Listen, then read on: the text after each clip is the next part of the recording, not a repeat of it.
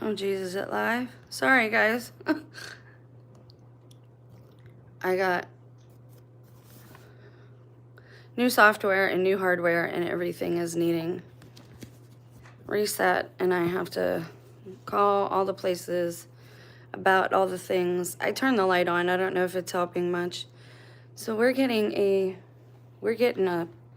hit by some snow and a cold front, and it's added to, where's Sammy?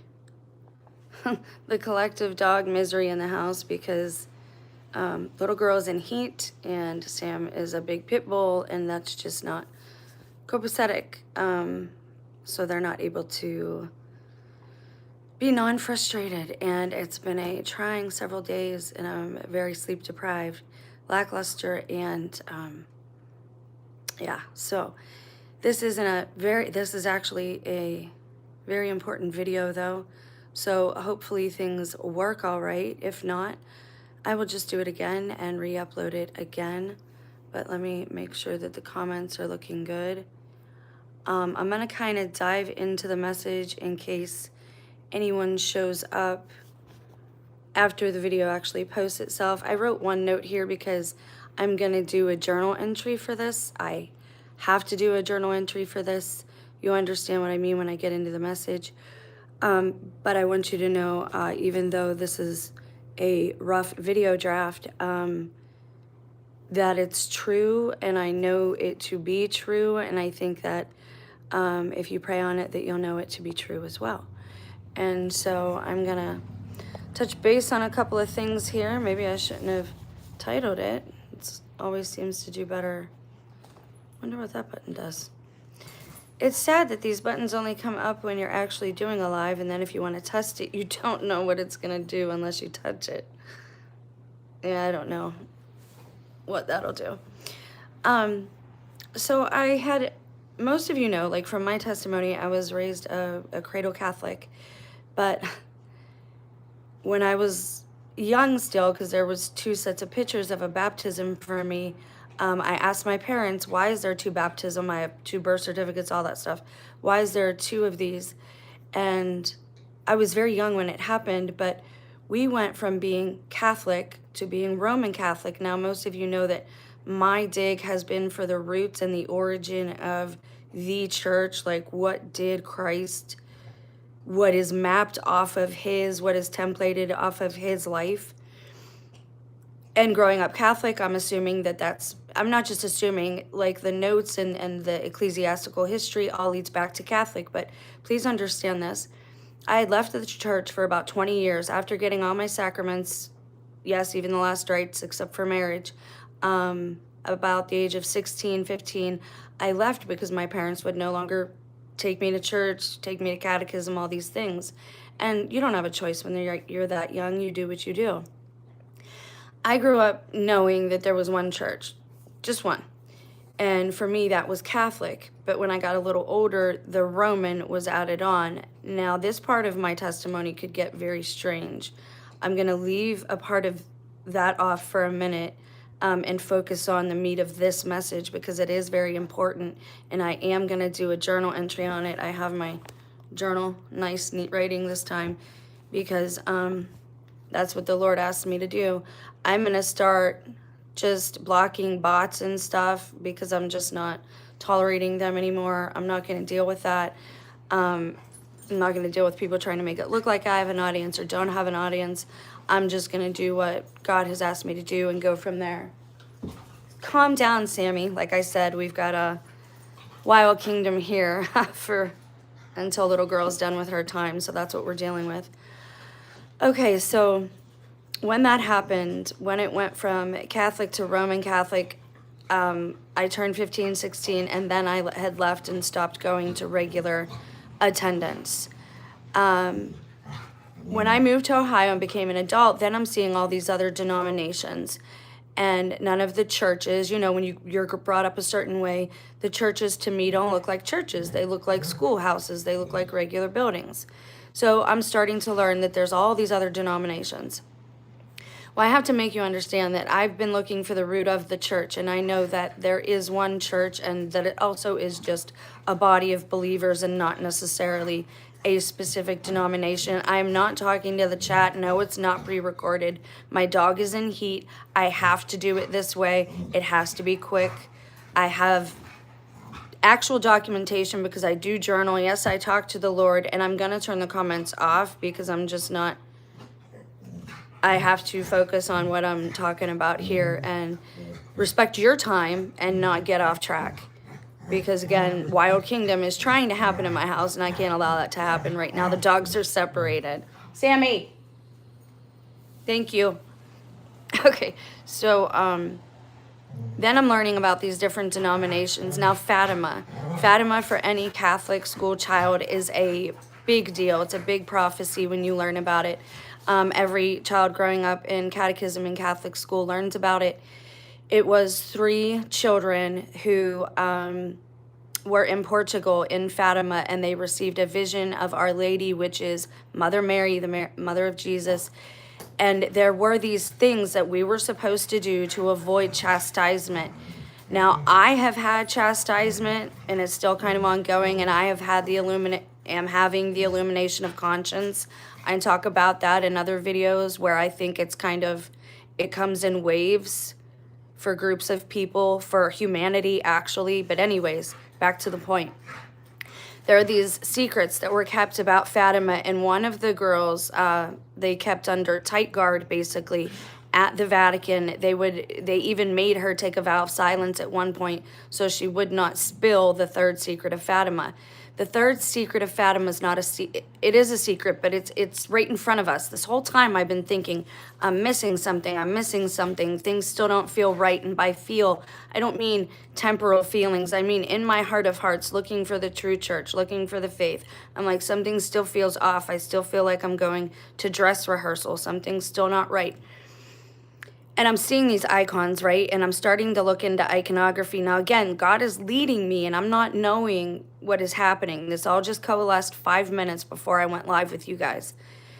So I'm looking into iconography and all the stuff that goes into it as an artist. Like, I want to learn how to do this, and I'm looking into that, and I'm like, why are the Byzantine icons so different from like Roman Catholicism? And why do the iconography, why does that look like a person actually painted it, whereas some of the other Roman Catholic paintings, they almost look AI generated? And again, this could get into really high strangeness, but I'm not going there just yet. So the 3rd secret of Fatima isn't a secret. It's something that has been staring us in the face this whole time, and nobody recognized it. Russia was consecrated. One of the aspects to the thing of Fatima was that for humanity to avoid the chastisement, this great chastisement that was coming upon humanity, Russia had to be consecrated to the church. Everybody in the Catholic Church is saying how this didn't happen. I'm getting goose pimples if it matters to anybody. It didn't happen. They've not been consecrated. And I've always liked Putin. Now, follow me. I'm not talking about politics yet. Just follow me for a minute. I always liked the way that he treated his people. I don't believe mainstream media just off the hook. I always investigate. I do my due diligence. And the stuff that they're telling us about Russia, I'm not finding. And the dreams and visions I have had about communism and stuff coming into America is not come from Russia. It's come from somewhere else. And I've talked about that in other videos. And so have other Christian Catholic believers. But it's a lot of women right now because our men are checked out. Our men are already... Stuff has happened behind the scenes, masonry, all this stuff. There's a lot of women receiving, and that's why we're being greatly persecuted, and that's why he's coming after the woman. That's why he's coming after Mary. That's why he's coming after the church, because the church is always known as a feminine aspect. So the 3rd secret was never a secret. I'm seeing Putin like do these cold baths, and I'm seeing these Byzantine and Orthodox crosses behind him in this iconography, and I'm not understanding why everyone's saying that the consecration didn't happen, because he's very obviously Christian. The secret of Fatima was Mary said that Russia had to be consecrated to the church, to the true church. It was never Roman Catholic. It was Orthodox. I didn't know the difference. And this is why this whole time I'm thinking, why is everyone saying this? Putin very clearly is a Christian. Putin is taking these baths and he's getting his baptism. He's going to church. I'm seeing these things happen. Even if it's just on the front, even if it's just what they're showing us, right? I'm like, and he's, iconography is a big thing for me. Now, let me tell you just real quickly. If you're going to paint an icon, I didn't know some of this, but sacred art, like you have to fast first, you have to pray first, you have to take special classes regarding, they want them to look kind of uniformed. Yes, you can still be an artist, but there's a process to it so that it is a spiritual, so that when people look upon that artwork, it can act as a catalyst to teach people and impart the gospel onto them, even if they don't know how to read or what have you. They don't have access to, you know, museums full of artwork, you know, they're not having that type of life. These pieces of artwork, certain pieces of literature are supposed to be able to do that for people and act as catalysts. Well, seeing Putin with all of this Byzantine iconography and all of this Christian iconography, I couldn't understand why everyone kept saying the prophecy, like we've been disobedient, Russia hasn't been consecrated, but they were, but it was never about Roman Catholic. And I kept telling you, the Roman bothers me. I was baptized just a Catholic. The Roman was added on to me too. And that's where this gets into really high strangeness, because that happened thousands of years ago. Why do I remember it happening in my childhood, this schism? And I have pictures of 2 different baptisms. So again, we were either extremely deceived regarding time, or one of the resurrections has already occurred, and I'm not going to talk about that in this video. But the third secret, it wasn't a secret, it was something right in front of me. And again, God has led me down this path for the last week and a half trying to deal with these dogs, and I've just been praying. I've been on this sleep fast. I've been doing the praying 5 times a day, the liturgy of the hours. So I've been doing all of these different things because everything is starting to look very similar. And they're saying how ecumenicalism is going to be bad, it's the Antichrist thing. And again, I've got to reframe where all of these teachings are coming from, because the majority is usually not right, and we already know we've been deceived and lied to. And so it takes a lot of discerning, right, to figure out, well, which one is the true, the genuine artifact, and which one is the fraudulent one, which one is the forgery. And so this is still quite the journey for me. Now, I'm not saying I'm going to convert to Orthodoxy or that it's going to be something I immediately throw down my hat for, but I think that Fatima was never about Rome. And I worry that with Peter and Paul, I'm convinced they are the 2 witnesses at this point. If you read their ministry length was the exact amount of days that the 2 witnesses would prophesy, and everyone is still acting like these things are coming. Our society has gone insane. They're repeating the same things they've done over and over and over again, and it's easy to watch when you're not really a big part of it. It's easy to see these things happen. Now, I understand we repeat certain days of the week, we repeat in certain seasons. I get that. That's not what I'm talking about. But if Peter and Paul are the 2 witnesses, which I now pretty much know that they are, their ministries match up with the amount of days. Once they died and all of the apostles, Mary had fled for France, the Marys and John had fled, there was nobody left in Rome to hold the faith up at that point once Peter and Paul were martyred.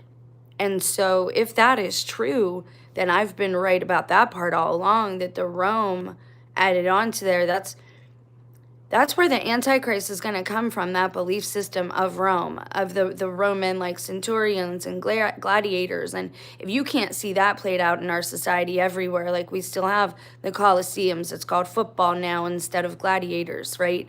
We have all of the same things taking place, bread and circus.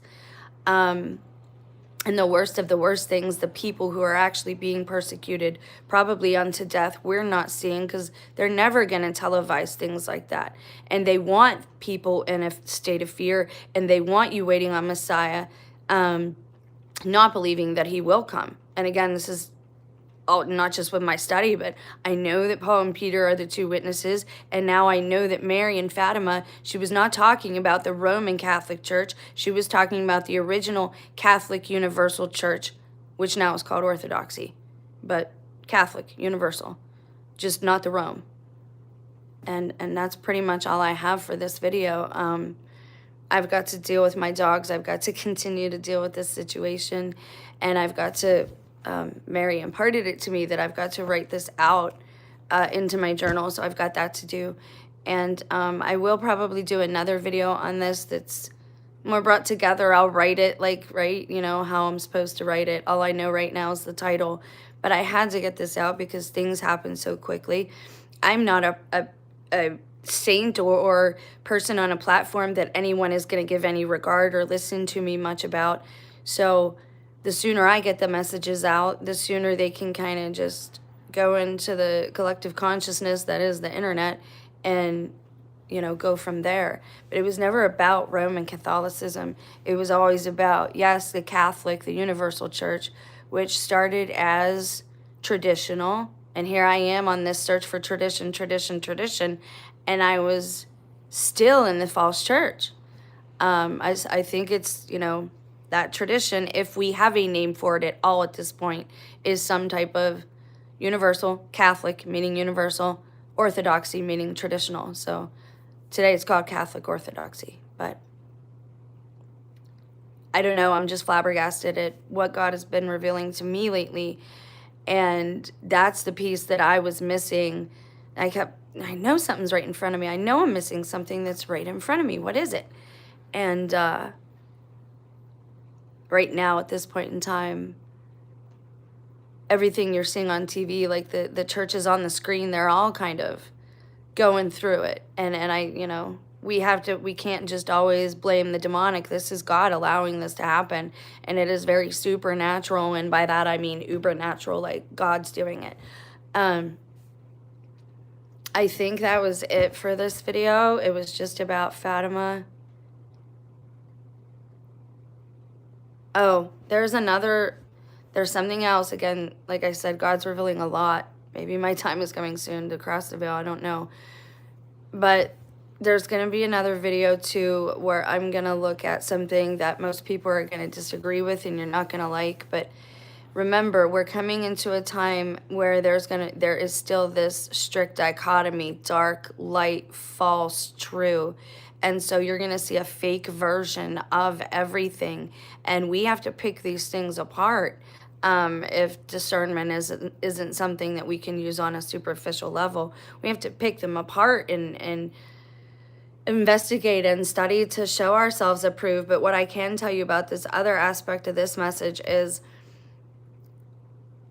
ecumenism. A lot of people are saying that's going to be the Antichrist way. Yes, possibly a false ecumenism. But I do believe that the creator, maker of the universe, of all of this, with his helpers, whether you want to call that a hierarchy or a pantheon, I think those of us who are for light and life and love and truth, we have more in common than we have different.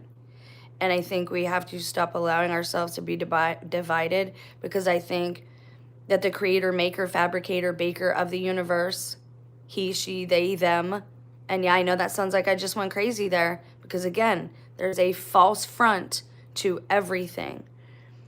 The next, the other topic that we're going to dig into is, and I don't want to say exactly what it is here, because I still got stuff to do on it. But I think that that is what the creator maker wants, is for us all to be in one church. And it's not, it's a body of believers. It's all of us who, he wants to see us all in one family, getting along, in harmony, using our strengths to help each other's weaknesses. When I say church, that's what I mean, like a family of people. And that's going to be people who are for truth, light, love, sentient life, and the other one's not going to be that, but they're going to look on the surface very similar. But the true version of anything you're almost never going to see on the screen, unless it's small channels like this on the internet. You're never going to see anyone who gets propped up most of the people anyways who get propped up on the screen, they're just bread and circus. Anyways, that's it for this part of the video, or this part of that message. I will be writing this out and doing like a more formal version of this video, but with things going so fast, we never know what is going to happen. I like to get things out there and be obedient. You guys have a blessed day. Please pray for me. These dogs are I'm losing my mind and I'm out of patience, but hopefully things will be back to normal soon, and this too shall pass. Have a great day, guys.